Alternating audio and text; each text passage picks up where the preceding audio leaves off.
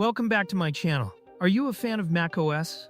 Do you love its beautiful interface but use a non-Apple computer? If that's the case, then today I have a special gift for you. Today I'm going to introduce you to an operating system that not only looks exactly like macOS, but also works very similarly to it. From the dock and control center to the applications menu, system settings, and many other features, everything feels incredibly close to the macOS experience. The best part is that it's extremely lightweight. You can install it even on an old or low-spec computer without any issues. You can also install it alongside Windows in a dual boot configuration, allowing you to enjoy both operating systems on the same machine. So, without wasting any more time, let's jump straight into the video. Welcome to my channel, Technichio. First of all, I'll download the operating system. To do that, I'll open my web browser and search for Elementary OS. From the search results, I'll open the official Elementary OS website. As you can see right on the homepage, you'll immediately notice the operating system's interface, which looks very similar to macOS. If you scroll down, you'll also find a complete overview of its features.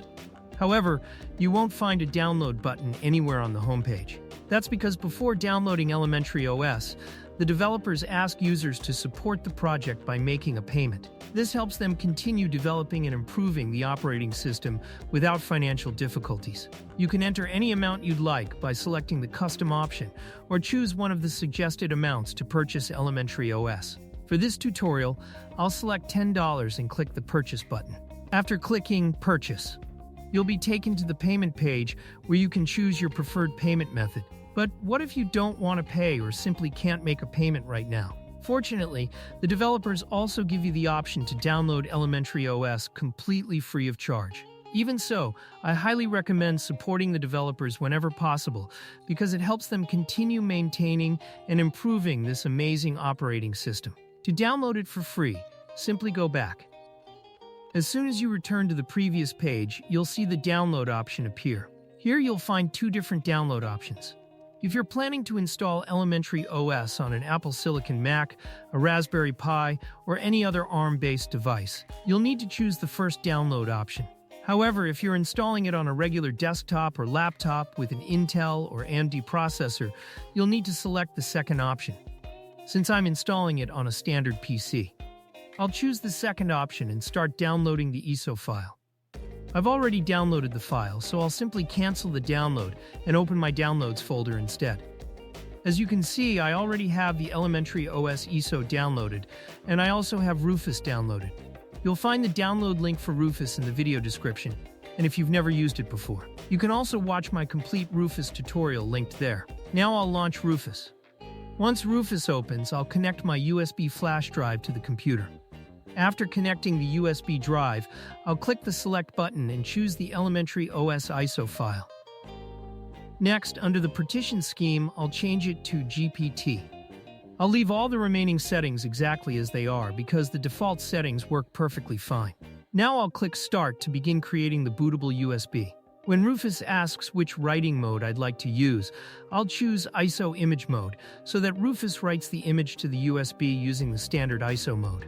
Once I click OK, Rufus will begin creating the bootable USB drive. As you probably already know, this process can take a few minutes depending on the speed of your USB drive, so I'll skip ahead and continue once the bootable USB has been created successfully. Once the USB drive has been created successfully, I'll simply restart my computer.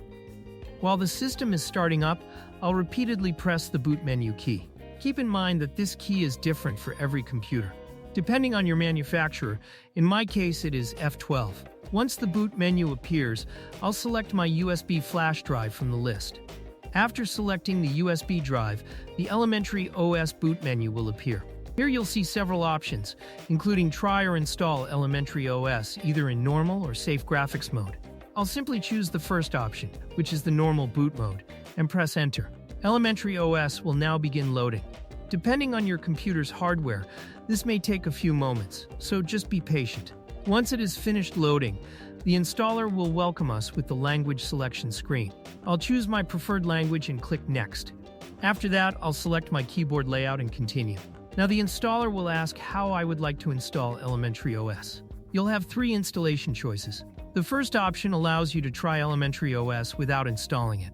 This is useful if you simply want to test the operating system before making any changes to your computer. The second option installs Elementary OS using the entire hard drive, which means all existing data and operating systems on the selected drive will be erased. However, I want to install Elementary OS alongside Windows, so I'll choose the Custom Installation option, which allows me to manually configure the partitions. After clicking Next, the installer will scan my storage drives and read all the existing partitions. Once that's finished, it will display every partition available on my computer. Now I'll click the Modify Partitions button. This will open Gparted, which allows us to create, delete, and modify disk partitions. As you can see, I already have a 138 GB partition available for installing Elementary OS. I also have another partition of approximately 100 GB, which already contains my Windows installation, so I won't touch that partition. Instead, I'll delete only the 138 GB partition, because that's the space I'll be using for Elementary OS. After deleting it, the space will become unallocated. Now I'll select the unallocated space and click the New button to create my partitions. If you've already watched my MX Linux installation tutorial, you'll notice that we'll be creating the partitions in exactly the same way. We'll create 3 partitions. Let's begin with the EFI partition. Create a 500 MB partition. For the file system, I'll choose FAT32, since EFI partitions always use FAT32. Then I'll click Add. Our EFI system partition has now been created successfully. Next, I'll select the remaining unallocated space once again and click New. Now it's time to create the root partition, where the operating system itself will be installed. Generally, you can allocate anywhere between 30 GB and 40 GB for the root partition. However, in this tutorial, I'll allocate 50 GB to give the operating system some extra room. After entering 50 GB, I'll set the volume label to root. I'll leave the file system as ext4, which is already selected by default. Then I'll click Add.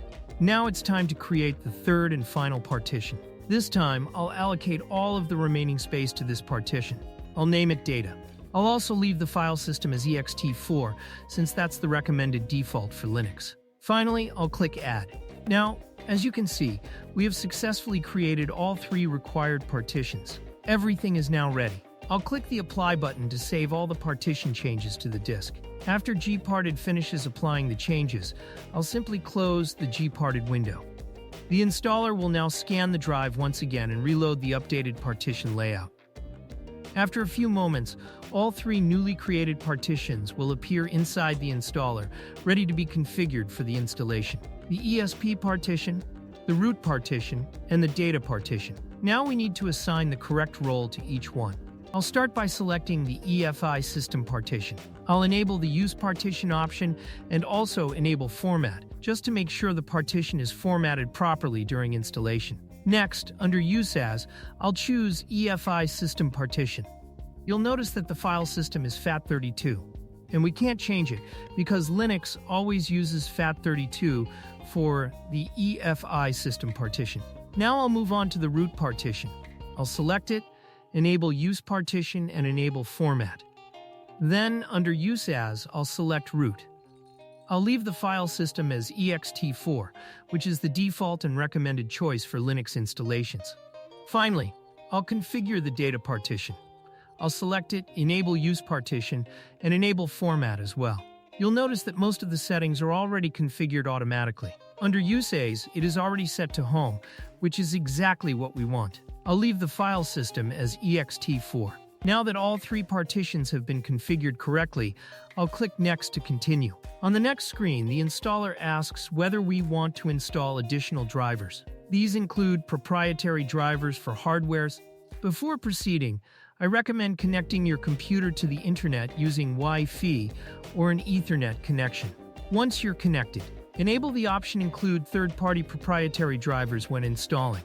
I highly recommend checking this option because it automatically installs the required drivers during the installation process, saving you time later. Now I'll click Erase and Install to begin the installation. Don't worry, although the button says Erase and Install, since we've already selected our custom partitions. Only the partitions we've configured for Elementary OS will be used. Your Windows installation on the other partition will remain untouched. The installation process will now begin. Depending on your computer's performance and storage speed, this may take several minutes, so I'll skip ahead until the installation is finished. Once the installation is complete, I'll click Restart System. While the computer is restarting, I'll remove the USB flash drive from the computer. After unplugging the USB drive, I'll press Enter to continue the reboot. The computer will now boot directly into the newly installed Elementary OS. After the first boot, we'll be greeted with the initial setup wizard. First, I'll select my preferred language. Next, I'll choose my keyboard layout. After that, it's time to connect to the internet. To do that, I'll click the network icon located in the top right corner of the screen, just like you would on macOS. From there, I'll select the Wi-Fi option and connect to my wireless network. However, if your Wi-Fi network is hidden, you'll first need to make it visible. During the initial setup, Elementary OS may not allow you to connect to a hidden wireless network. So, if your router is broadcasting a hidden SID, temporarily unhide it, connect your computer to the network, and then continue with the setup. Once connected to the internet, I'll create my user account. I'll enter my preferred username, for example, Technichio, choose a secure password, and then click Finish Setup. In some cases, you may encounter an account disabled message after completing the setup. If that happens, don't panic. Simply restart your computer and boot into Elementary OS again. After restarting, your user account should become active. Just enter your password to log in normally. Once you're logged in, you can reconnect to your Wi-Fi network and continue using the operating system without any issues. Now you're ready to start using Elementary OS. If you take a look around the desktop, you'll immediately notice how closely it resembles macOS. From the overall interface and animations to the dock, the applications menu, the system settings, and the top panel, almost everything has been designed to provide a familiar macOS-like experience. Despite looking premium, the operating system is incredibly lightweight, making it an excellent choice for older computers and systems with limited hardware resources. One of the things I really like about Elementary OS is its built-in AppCenter. Unlike many Linux distributions that require you to search for software online, Elementary OS comes with its own application store, where you can easily browse and install software. Inside the AppCenter, you'll find applications from a wide variety of categories, including gaming, development, education, office, graphics, internet, multimedia, and many more. So no matter what type of software you're looking for, there's a good chance you'll find it there. Before installing additional applications, however, I recommend updating the operating system first. Installing the latest updates ensures that your system has the newest security patches, bug fixes, driver improvements, and performance enhancements.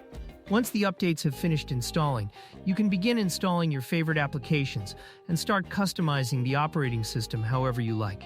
So that's all for today's video. In this tutorial, I showed you how to download, create a bootable USB, install and configure Elementary OS, one of the best Linux distributions for users who love the macOS look and feel. If you're a macOS fan but use a Windows PC or an older laptop, I highly recommend giving Elementary OS a try. It offers a clean, elegant, and smooth desktop experience without requiring Apple hardware.